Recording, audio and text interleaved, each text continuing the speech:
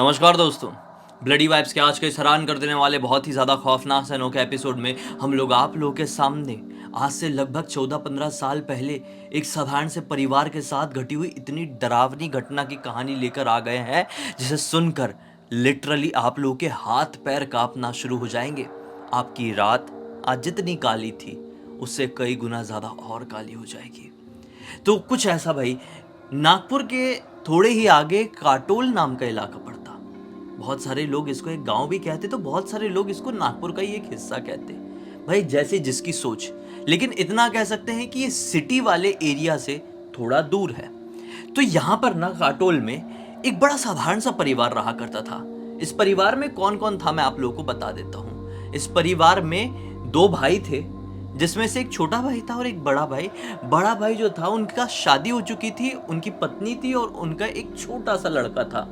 लड़के की उम्र ज्यादा नहीं, उस समय 4-5 साल की रही होगी, मैक्स टू मैक्स 6 साल, उससे ज्यादा नहीं। तो इनका जो परिवार था वो अपनी जीवनी कैसे चला रहा था, इनका एक फैमिली बिजनेस था। ये दोनों जो भाई थे ना, वो दोनों मिलजुल के एक अच्छा खासा बिजनेस रन करते थे अपना। उनका कुछ भी फैमिली बिजनेस था वो बढ़िया से रन करते थे।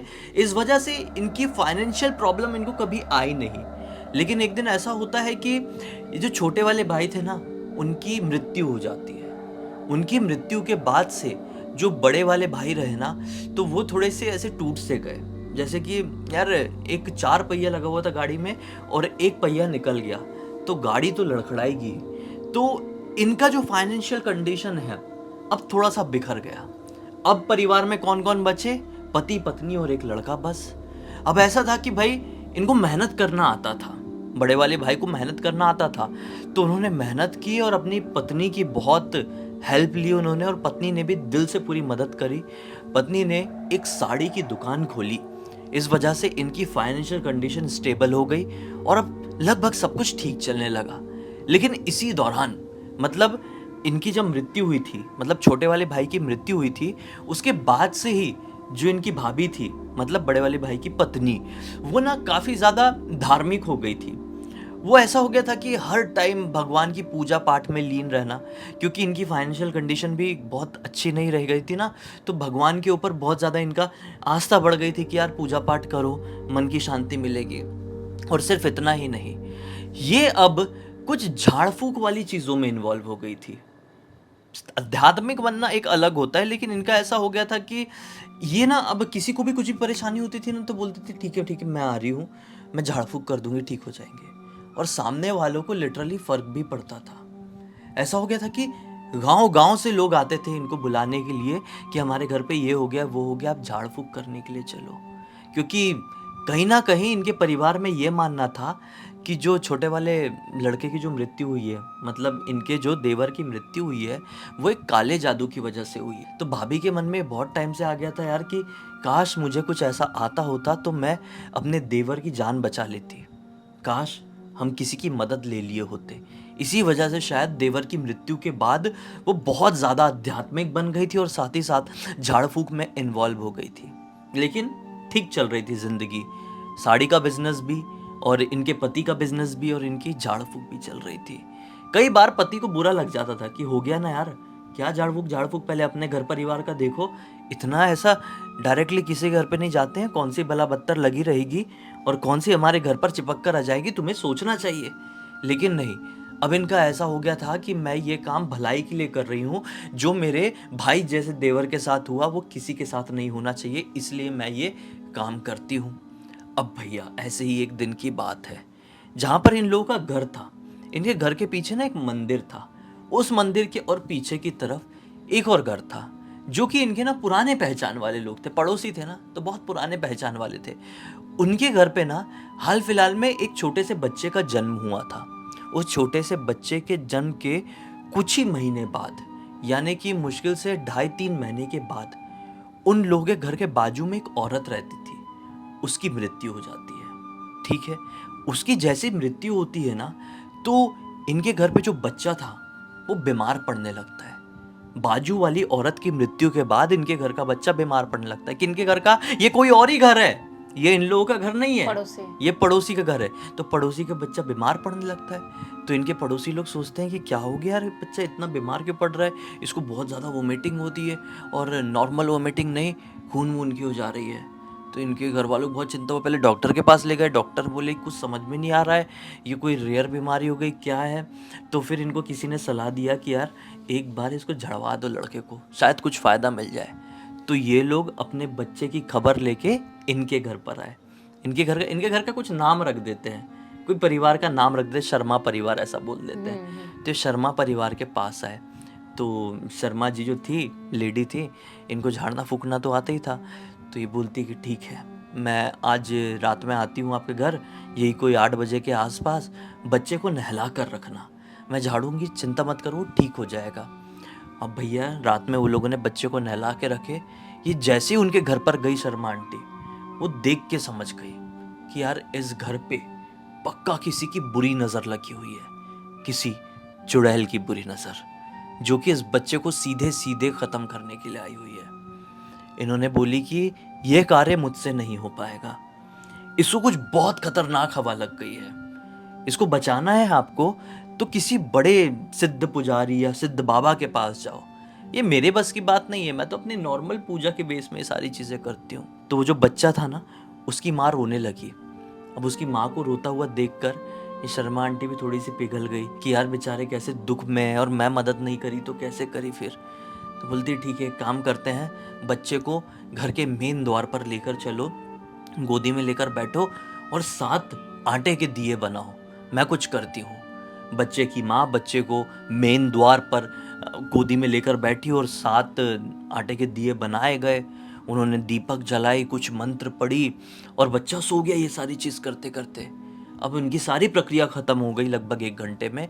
1 घंटे बाद क्या बोलती हैं कि ये जो दिए हैं, ये जो अपन ने 7 दिए बनाए थे, इसको ना आपको यहाँ से अपने जहाँ पे अपन रहते हैं, अपने एरिया की सीमा से बहुत दूर कोई सुनसान इलाके में जाना है और वहाँ पे कोई भी आपको बहता हुआ पानी मिल जाए, कुछ भी तालाब वगैरह ऐसा कुछ या नहर वगैरह कुछ, वहाँ पे ना साइड में से डाल के आ जाना है। बच्चे के पापा को ये बात बोली तो बच्चे के पापा के दिमाग में पता नहीं क्या सूझा, वो बहाना मारने लगे, वो जाने के लिए रेडी नहीं हो रहे। तो इन्होंने भी, शर्मा आंटी ने भी सोची कि अरे जाना ही नहीं जा रहे हैं तो एक काम करते हैं, ये जो दिए हैं इनके घर के आंगन के थोड़े बाहर की तरफ मैं लगा देती हूँ, ठीक है, लगा देती हूँ और मैं भी अपने घर चले जाती हूँ, सब कुछ तो हो गया, अब इनके ही घर वाले कोऑपरेट नहीं कर रहे तो क्या करें। तो वो दिए उठाई और इनके ही घर के आंगन के बाहर की तरफ वो दिए लगा दी और जाते जाते इन लोगों को कही कि देखो, अब जब तक ये दिए यहाँ पर जल रहे हैं तब तक ना आप घर से बाहर निकलोगे ना तो आपको पलट के नहीं देखना है, या फिर आप घर के अंदर हो और बाहर की तरफ देख रहे हो, फिर आप घर के अंदर जाने लगे वापस से, तो वापस से आपको पलट के नहीं, तो पलट के नहीं देखना है जब तक ये दिए जल रहे हैं। इन लोगों ने बोल दी ठीक है, थैंक यू, आपने अच्छा हमारे बच्चे को ठीक कर दिए। बोले बच्चा ठीक हो जाएगा, आप चिंता मत करो, मैं भी चलती हूँ, बहुत रात हो गई है। ऐसे बोल के लौटने लगी। ये जैसे लौट रही इनके घर के आंगन से बाहर निकली है कि इनको, अरे बेटा बेटा सुनना, ऐसे एक बूढ़ी औरत की आवाज़ पीछे से आती है।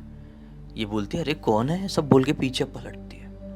पीछे पलटती है तो क्या पाती है कि पीछे एक औरत खड़ी हुई है जिसके चेहरे पे पूरी चोट के निशान है, उसके होंठ है ही नहीं, डायरेक्टली दांत बाहर बाहर आए हुए हैं। वो औरत के बाल कहीं पे हैं तो कहीं से गायब है। उसकी आंखें इतनी लाल दिखाई दे रही है कि मैं कैसे बयां करूं। देखने में आग जैसी लगी नहीं रही थी, ऐसा लग रहा था कि पता नहीं जलते हुए आग के अंगारे यहाँ पर रखे हों, ऐसी आग दिख रही थी। और जैसे ये पलटी ना, इनको देख के बड़ी गंदी हंसी और ये तुरंत डर के मारे अपनी आंख बंद कर ली और आंख बंद करते से इनको क्लिक हुआ, शिट, मैं पीछे पलट गई। और ये वापस आंख बंद करते करते पलटी अपने घर की तरफ तेजी से चली गई। अब घबराहट मन में कि मैं तो अब भी उनको बोली थी कि आप कुछ भी हो जाए, जब तक दिए जल रहे हैं पीछे पलटकर मत देखना, और मैं ही पलट गई यार, ये कैसे हो गया मुझसे। घबराहट में अपने पति को कुछ नहीं बोल रही है, बच्चा तो बहुत छोटा था और घर पे कोई है भी नहीं, तो किससे क्या बात करें। खाना वाना बनाई, खाना वाना पति को दी, बच्चे को दी, सब बढ़िया। वैसा हुआ कि खाना वाना खा के सो गए। अब जैसे ये सोई है तो रात में इनको बड़ा भयंकर सपना आता है। क्या सपना आता है कि वो औरत इनको दिखाई दे रही है और बोल रही है कि तू बड़ा उस छोटे से बच्चे को बचाने आई थी ना, अब देख मुझसे तेरे को कौन बचाता है। मैं भी इंतजार करूंगी, तुझे खत्म करके रख दूंगी। तू मेरे रास्ते में आई थी, वो मेरा खाना था, तूने मुझसे मेरा खाना छीनी है।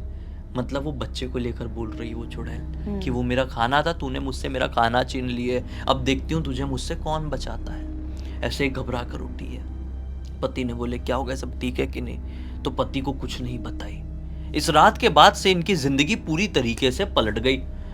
अगले दिन से जो कोई भी थोड़ा सा भी बात करता, बच्चा थोड़ा सा तो बड़ा था, KG1 KG2 में पढ़ता होगा, फर्स्ट सेकंड में भी पढ़ता रहा, थोड़ा बड़ा था, 5-6 साल का था।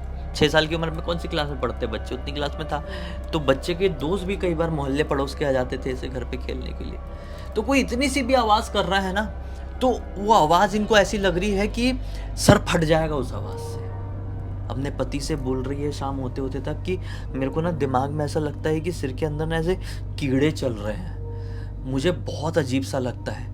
इतना सा भी कुछ ऐसा सुई भी गिरती है ना तो ऐसा लगता है सर पे किसी ने फट से हथौड़ा मार दिया है, मैं पागल हो जाऊंगी, मेरे को कोई डॉक्टर के पास लेकर चलो कैसे भी करके। डॉक्टर के पास लेकर गए, लेकिन डॉक्टर भी क्या इलाज करेगा, क्या इलाज करेगा, क्योंकि पूरी बात तो इनको खुद को पता है कि मुझसे क्या गड़बड़ी हुई है। अंदर ही अंदर इनको मालूम मेरे साथ ये सब क्यों हो रहा है, लेकिन अब इलाज भी तो करवाना है, ठीक भी तो होना है। तो डॉक्टर के पास लेके गए, डॉक्टर क्या बता लेगा, दवाई ववाई दिया, कुछ नहीं। ये परेशानी लगातार बढ़ती जा रही है। कोई कुछ भी, बच्चा भूख के कारण कुछ ऐसा रो देता हल्का सा तो बच्चे को पीट डालती, कुछ भी घर के सामने से कोई बात करते हुए निकल रहा है तो घर के अंदर से कुछ फेंक के मारती बाहर से चलने वालों को। ऐसी कंडीशन हो गई थी। खाना पीना लगभग ना के बराबर हो गया, कुछ भी मतलब खा ले रही, दवाई ववाई भी ना तो उल्टी हो जा रही। बहुत कंडीशन वर्स्ट हो गई थी। इतनी वोमिटिंग हो रही थी कि दिन में अगर समझ लो 7 बार वोमिटिंग हो रही है तो 4 बार तो उसमें खून होता था। ऐसी कंडीशन हो गई थी, हालत एकदम सूख के डाउन। सभी लोग जितने भी रिश्तेदार वगैरह थे ना, सबने बोल दिए थे इनका कोई बीमारी हमारी समझ में नहीं आ रही है, ये बचेंगे नहीं, अभी कुछ नहीं समझ रहा है इनका। फिर किसी ने सलाह दी है कि काटोल में क्या इलाज कराते रहोगे, नागपुर भेज दो। तो इनका जो मायका था ना शर्मा आंटी का, वो मायका नागपुर का ही था। तो इनकी माँ के घर भेज दिया उनके पति ने। तो माँ के घर पे रह के उनके भाई वगैरह ने ट्रीटमेंट करवाए, लेकिन कुछ इलाज नहीं मिल रहा, कुछ नहीं हो रहा है। फिर वो वापस आ गई। फिर एक दिन पति बड़े हताश बैठे हुए थे, सर झुका के बहुत टेंशन में। बोले कि क्या हो गया तुम्हें, कुछ बताओ ना, तुम तो इतने दुनिया का झाड़ फूक करती थी, सब कुछ अच्छा करती थी, आज तुम्हारे ही साथ क्या हो गया, तुम खुद का ही पता नहीं लगा पा रही हो। तो ये भी उदासी उदासी में बोल दी कि मैं क्या बताऊँ आपको, मुझे सब पता है। बात यह है कि कुछ दिन पहले वो पीछे वाला बच्चा है उसको झाड़ने जब गई हुई थी ना, तो मुझे एक चुड़ैल दिख गई थी, वो बहुत भयानक थी।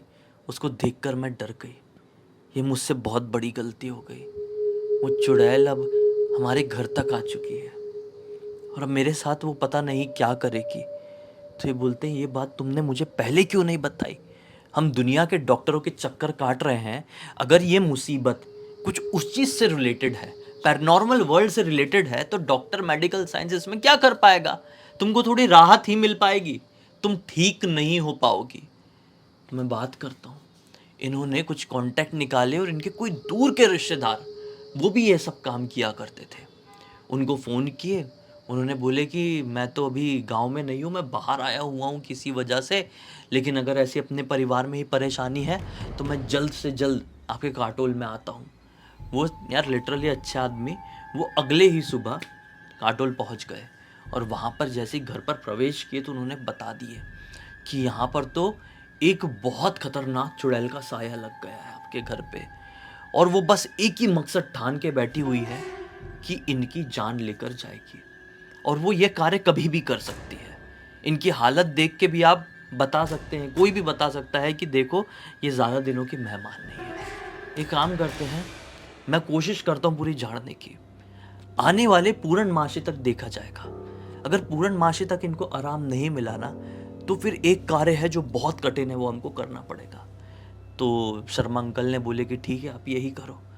तो भैया वो इनको भी ऐसे ही घर के द्वार पर लेकर गए, दिया जलाए हैं, धागा वागा बांधे हैं, मंत्रोच्चारण के साथ कार्य करना शुरू किए हैं। वो आखिर में काफ़ी देर तक मंत्रोच्चारण करने के बाद, काफ़ी देर तक झाड़ फूक करने के बाद ये बोली कि तू कितनी भी कोशिश कर ले, मैं निकल कर नहीं जाऊंगी इस औरत के शरीर से। इस औरत ने मुझसे खाना छीनी थी, मैं इसको खत्म करके रख दूंगा और इसके बदले बदले मुझसे मत पूछना, मुझे इसके बदले कुछ नहीं चाहिए, चाहिए तो सिर्फ इसकी जान। ऐसा बोल के बेहोश हो गई। बाबा ने बोले कि ठीक है, हनुमान जी के नाम का एक धागा दे रहा हूँ, पहनाओ, ठीक हो जाती है पूर्णमासी तक तो ठीक है, वरना फिर मैं आता हूँ बताता हूँ। पूर्णमासी तक तो कंडीशन और वर्ष चली गई, मतलब कुछ ठीक ही नहीं हो पा रहा है। ऐसा लग रहा है कि दुनिया की कोई शक्ति काम नहीं आ पा रही है इनके ऊपर। फिर आखिरकार वो पूर्णमासी में आए और बहुत सारी सामग्री मंगवाए और उन सारी सामग्रियों से फिर से झाड़ फूक किए और बोले कि अब रात के 2 बजे आपको अकेले शमशान घाट जाना है। कोई ताज़ी जलती हुई चिता ढूंढना है जो उसी दिन जली हो। उस चिता के बिल्कुल बाजू में गड्ढा खोद के ये सारी चीज़ें गाड़ देना है। तो ये बहुत कठिन कार्य है। ज़रूरी नहीं है जहाँ पर ये जा रहे हैं वहाँ पर कोई ना कोई चिता उस दिन जली ही हो। ज़रूरी नहीं है कि वो आराम से खोद लें, वहाँ पे गाड़ लें। ये कठिन कार्य था, अब सब किस्मत का खेल था। फिर भी उन्होंने झाड़ फूक की और वो लेकर निकले हैं, शमशान घाट में गए और भैया किस्मत से थोड़ा ढूंढने के बाद उनको समझ में आ गया कि ये चिता तो आज ही चली है। वहाँ पे गड्ढा खोदे हैं, वहाँ पे उन चीज़ों को गाड़े हैं और फिर लौट के आए हैं। इसके बाद वो जो रिश्तेदार आए हुए थे झाड़ फूक करने वाले, वो भी इनके घर पर रुके और बोले कि हम कल तक रुक कर देखते हैं कि इनकी हालत में कुछ सुधार आया कि नहीं। तो अगले दिन उठ के जब ये खाना वाना खाई है ना, तो वो पूरा नॉर्मल रहा। आज वोमिटिंग नहीं हुई, आज ये चक्कर खा के नहीं गिरी है, आज चिल्लाना फेंकना वेकना कुछ नहीं करी है, इनके सामने जोर से बात भी कर रहे हैं तो कुछ नहीं। मतलब ऐसा नहीं था कि पूरी ही नॉर्मल हो गई, लेकिन काफ़ी हद तक सुधार दिखा। फिर बस ये 2-3 दिन और रुके हैं और जब ये भी सेटिस्फाई हो गए कि हाँ औरत ठीक हो रही है, उसके बाद ये भी फिर अपने घर गए और फिर इनकी ज़िंदगी नॉर्मल तरीके से बढ़ना शुरू करी। लेकिन फिर भी डर तो लगा रहता था कि कुछ हो ना जाए। तो फिर एक दिन वही जो बाबा जी थे झाड़ फूक करने वाले, उन्होंने बोल दिया कि अगर आपके मन में डर लगा रहता है ना किसी चीज़ को लेकर, तो आप उस जगह को छोड़ दो, हो सके तो वहाँ से शिफ्ट हो जाओ। तो इन्होंने कम्प्लीटली काटोल छोड़ दिए, ये चले गए नागपुर में शिफ्ट हो गए। बच्चे की पढ़ाई वढ़ाई भी सब अच्छी हो गई, अभी बीटेक कर रहा है, सब सही है इनकी ज़िंदगी में। लेकिन अभी भी उन रातों को याद करते हैं तो सिहर से उठते हैं कि हमारे घर में क्या हो गया था। ये आपको सुनने में बहुत ईजी लग रहा होगा, लेकिन आप अगर इमेजिन कर रहे थे तो आपको समझ में आया होगा कि कितनी वर्स्ट कंडीशन हो गई होगी इनकी, कैसे झेल रहे होंगे सब कुछ। इस पूरी घटना की जानकारी हमें उसी लड़के ने, यानी कि साहिल ने इंस्टाग्राम पर लिखकर भेजा, जो कि शर्मा आंटी का लड़का था। मतलब सोचो, एक छोटी सी गलती की वजह से इंसान की ज़िंदगी बर्बाद हो सकती है। इसीलिए कोई भी कदम ना बहुत फूंक फूंक के रखना चाहिए, क्योंकि वो जो दुनिया है ना, उस दुनिया कोई समझ नहीं सकता कि उस दुनिया का कोई भी शैतान आके आपके साथ क्या करते हैं। सही बात है। खैर, अब इसी एक नोट के साथ इस कहानी का अंत करते हैं। अब तक देख लिए हैं तो लाइक ज़रूर कर देना, चैनल को सब्सक्राइब करके बेल आइकन दबा के ऑल के ऑप्शन में क्लिक करना, क्योंकि इसी तरह के हैरान कर देने वाले खौफनाक वीडियोस डेली आप लोग के सामने लेके आते रहते हैं। इंस्टाग्राम की लिंक इस वीडियो के डिस्क्रिप्शन बॉक्स में मिल जाएगी, क्लिक करके डायरेक्टली वहाँ पर पहुँच जाना। और इसी तरह की कोई भी कहानी, टॉपिक या जानकारी आप लोग के पास भी है तो लिख भेजना। हो सकता है हमारा अगला वीडियो कल आपके हिसाब से ही बन रहा हो। तो चलिए कल फिर से मिलते हैं, तब तक के लिए बहुत बहुत धन्यवाद। आपका दिन शुभ हो।